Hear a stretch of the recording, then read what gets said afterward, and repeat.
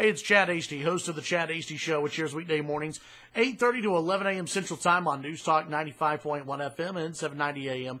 KFYO. Well, Kathy Griffin, she's the latest comedian to find herself in a little bit of hot water as of Tuesday afternoon. TMZ got a hold of some pictures of a photo shoot that she did where she posed holding up the decapitated head of Donald Trump. Reading from, let's see, where is this? Oh, the Daily Wire, Ben Shapiro's site. The comedian Kathy Griffin, the alleged comedian, I should say, the alleged comedian. I've never really found her that funny, but I guess some people do. The alleged comedian Kathy Griffin, posing for a photo shoot with photographer Tyler Shields, decided to emulate Game of Thrones, the bloody beheadings of Game of Thrones, holding up a gory, bloody, decapitated head of President Trump. TMZ obtaining the copy of the shot before the picture's release, reporting that Griffin joked during the shoot that she and Shields would need to flee to Mexico after the release, or else they'd go to prison. Let's see, just before the election, Griffin appeared on Larry King Now, saying Trump's candidacy, quote, "It's beyond cute and funny. Now I'm nervous and worried because his supporters frighten me." Well, it appears as though she should frighten herself. Listen, she's been an outspoken critic of President Trump, and I'm fine with that. If you want to be a critic of President Trump, go ahead. But she's just another case of the lunatic left.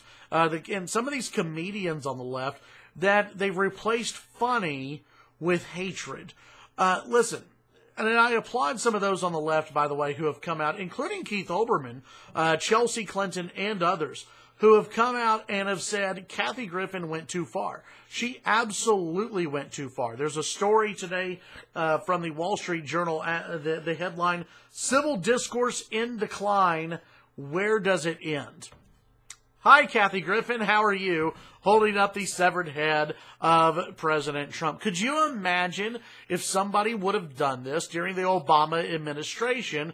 If some comedian, some celebrity who is anti-Obama would have held up the severed head of Barack Obama? Could you imagine the outcry from that if that would have happened? And by the way, the outcry would have been justified. Now, I'm not calling on anyone to fire Kathy Griffin. I don't know if she actually works for anybody or not. I'm not asking for advertisers to flee from Kathy Griffin or not.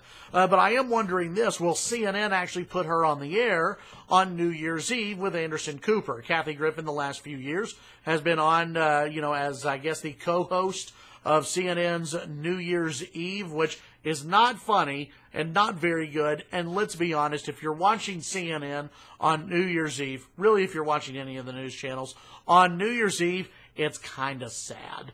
So she needs to be off of that probably for a while. In fact, she probably needs to go, dig back into the hole from which she came. But this should serve as a message for a lot of the comedians on the left. And I'm talking about Stephen Colbert. I'm talking about Kathy Griffin. I'm talking about any of these comedians, Jimmy Kimmel. A lot of these comedians who they have substituted funny and mocking for pure hatred, for a personal agenda against the President of the United States. They've substituted the funny. Now, it plays well with, I guess, liberal audiences. But listen, I used to be a fan of Stephen Colbert's. I would watch his show, The Colbert Report, on Comedy Central. I thought it was funny. Yeah, I thought it was funny when he would mock conservatives. I thought it was funny when he would go after Democrats. It was rare when he did go after Democrats, but every now and then he did. He's gotten rid of all of that, and now it's 100% anti-Trump every single night, and it's annoying as hell. It's not funny. You can tell that it's personal with him, that he's made it a personal agenda to go after Trump and to hate Donald Trump. It's pretty sad to see a lot of these comedians really lose themselves in this hatred. Listen, I agree with the Wall Street Journal. We have to up our discourse in America, okay? Those on the left, to me, this is getting into very dangerous territory where they've called for the resistance to Donald Trump. You've seen violence on college campuses from those who are on the left, violence towards those who are on the right on college campuses. with the summer of resistance coming up. We were in a very dangerous place here where we could see a lot of violence spread because of the rhetoric that we see the left using.